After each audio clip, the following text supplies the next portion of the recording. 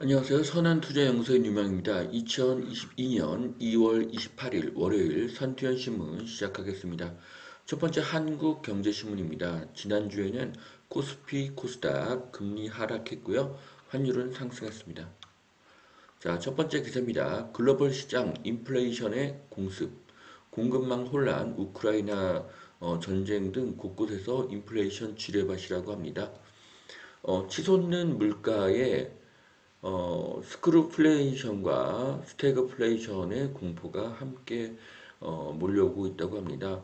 철근, 시멘트, 콘크리트, 합판 이런 건축 자재 가격이 뛰고 있고요. 네, 물가 뛰고 있고요. 임금도 상승하고 있습니다. 자, 미국은 1970년대 오일 쇼크를 금리 상승으로 물가를 잡았다고 합니다. 자, 지난해 10만원어치 장바구니는 올해는 11만 3천원 정도가 된다고 하네요. 네. 자, 한 해 동안 그 만원 정도의 인플레이션이 생겼으니까요. 네, 굉장히 높은 비율로 볼 수가 있습니다. 자, 그렇게 인플레이션 고통은 저소득층이 고소득층보다 더 크게 느껴질 수밖에 없습니다. 자, 물가가 급등하고 있습니다. 인플레이션이고요. 월급이 5% 올라도 물가가 10% 오르면 소용이 없습니다. 소용이 없는 것이 아니라 오히려 월급이 5% 깎인 것이죠. 또한 정부는 물가가 오르면 금리를 올립니다. 그러면 서민은 더 힘든 삶을 살게 될 것입니다. 물가가 오르면 정부는 세금을 줄여서 물가를 낮춰야 합니다. 예를 들어서 석유가가 10% 오르면 석유, 석유의 세금을 10% 낮추어 주어야 합니다. 자, 국제 결제망에서 러시아 퇴출, 금융 핵폭탄을 던진 G7이라고 하는데요. 자, 인간이 만든 지옥이 전쟁입니다. 하루빨리 전쟁을 멈추고 우크라이나에 평화가 오기를 바라고 있습니다. 자, G7 금융 고립 작전 개시를 했다고 하는데요. 금융 제재를 하는 것을 보면 뭔가 미국의 힘이 약화된 것을 느낄 수가 있습니다. 자, 더 강화된 토지거래 허가제, 이번에는 틈새 투기를 막을 것인가?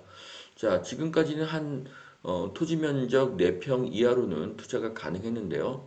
이제 6제곱미터 초과 토지까지 허가 대상에 포함이 되기 때문에 뭐 한 2평이 안 되는 그런 면적 이하만 거래가 가능한 것이 되고 있습니다. 자, 대출 규제로 자금 빡빡한데 금융 혜택이 많은 단지를 노려볼까? 네. 자, 1년 전만 해도 청약이 엄청난 인기였습니다. 이유는 대출이 가능한 시기였기 때문이죠. 그래서 대출에 따라서 현재의 미분양은 급소진될 수도 있습니다. 3구 대선의 결과가 매우 중요하겠죠. 자, 두산 채권단 관리 조기 졸업 구조조정의 모범 사례라고 하는데요. 긴급 자금 지원 23개월 만에 어, 뼈를 깎는 그런 구조조정으로 흑자 전환을 했습니다.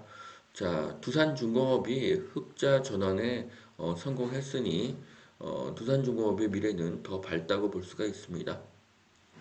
자, 여의도 더 현대 서울이 매출 신기록을 세웠습니다.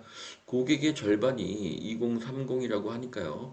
2030의 소비력이 급증하는 것을 느낄 수 있습니다.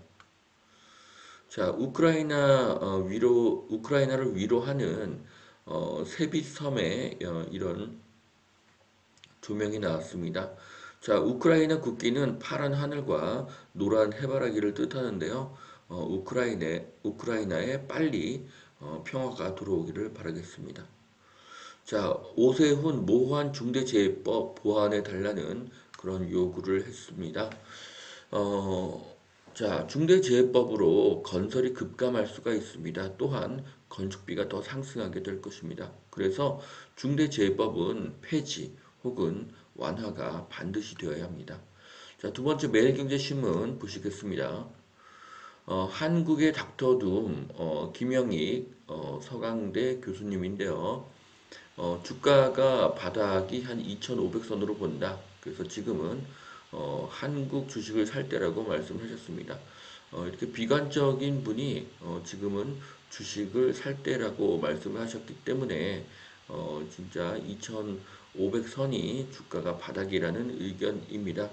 그래서 2,600 부근에서는 사도 좋다는 생각이고요. 시간이 지나 보면 김영익 서강대 교수님의 말씀이 맞고 틀린지를 알 수가 있습니다. 자, 단숨에 30억 아파트 못 산다. 외곽부터 계단식으로 해야 된다. 네, 박합수 건대 겸임 교수님이 2030 내 집 마련을 위해서 이렇게 조언을 해 주셨습니다. 저는 전적으로 공감하고요. 서울 집을 살려면 뭐 몇십 년 동안 한 푼도 안 써야지 된다는 기사를 저는 정말 싫어합니다. 그렇게 돈을 모아도 수십 년이 지나면 또 인플레이션으로 집값은 더 오르겠죠. 인생은 그렇지 않습니다. 반지 하나 원룸에서 시작을 해도 이사를 반복하고 노력을 하면 서울의 아파트를 살 수도 있는 것입니다.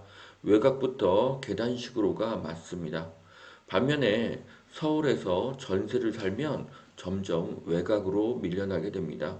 월세를 살며 돈을 모으거나 전세자금 대출을 받고 살거나 외곽에서 계단식으로 중심으로 이동하는 것이 맞습니다.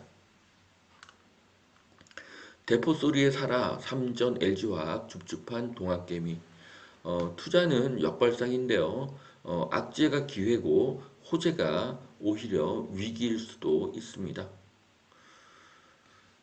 자, 3월 9일이 대선인데요. 이 후보와 윤 후보의 이렇게 부동산 공약을 다 정리를 해 보았습니다. 자, 이 후보는 가장 문제되는 것이 국토 보유세고요. 그 다음으로는